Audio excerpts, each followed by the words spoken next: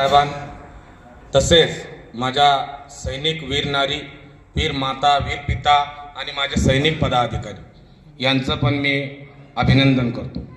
आजच्या 14 फेब्रुवारी 2019ला एक फिदाईन हमल्यामध्ये 44 जवान आपल्या पॅरामिलिटरीचे शहीद झाले, त्यांना मी विनम्र अभिवादन करतो।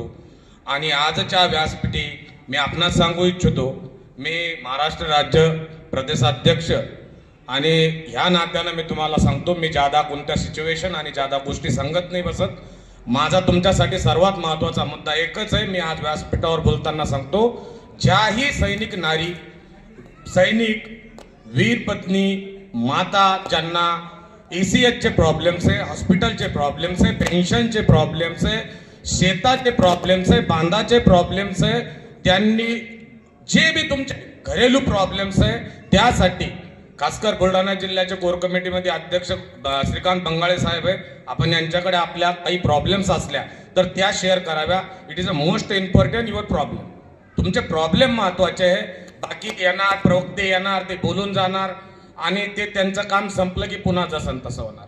तर इथं सर्वात महत्त्वाचं आहे, बऱ्याच सैनिक लोकांच्या पेन्शनची प्रॉब्लेम्स ही आहे की 70 वर्षाचा जो सैनिक शहीद झाला त्यांच्या वाईफचं नाव त्याच्यामध्ये करेक्शन असल्यामुळं काय आहे की त्या लास्टच्या इयरमध्ये त्यांना ती पेन्शन भेटत नाहीये आणि त्यांना जी भेटणारी 15-20 जो हजार रुपये ती त्यांना सगळ्यात जादा महत्त्वाची। हे महत्त्वाचे पॉईंट ध्यानात ठेवावे, छोटे छोटे ते नावाची करेक्शन्स वगैरे हे पॉईंट्स। यानंतर मी आपणास सर्वप्रथम हा जो आयोजकांना प्रोग्राम ठेवला आणि सर्व माता भगिनी, वीर सैनिकाच्या पत्नींना जो सन्मान गौरव दिला त्याबद्दल मी ह्या आयोजक टीमचं आभार व्यक्त करतो। आणि यानंतर महाराष्ट्र राज्यामध्ये आपण कुठल्याही तुमचं एन्युअल शासकीय प्रॉब्लेम असन, कलेक्टर्स प्रॉब्लेम असन, गव्हर्नमेंट असन, आमदार खासदाराचं असन, पण ते संवैधानिक दायऱ्यात असावं। तुम्ही कोणत्याही टायमात मला कॉल करा, तुमचा प्रॉब्लेम सॉल्व्ह होईल या शंकाने।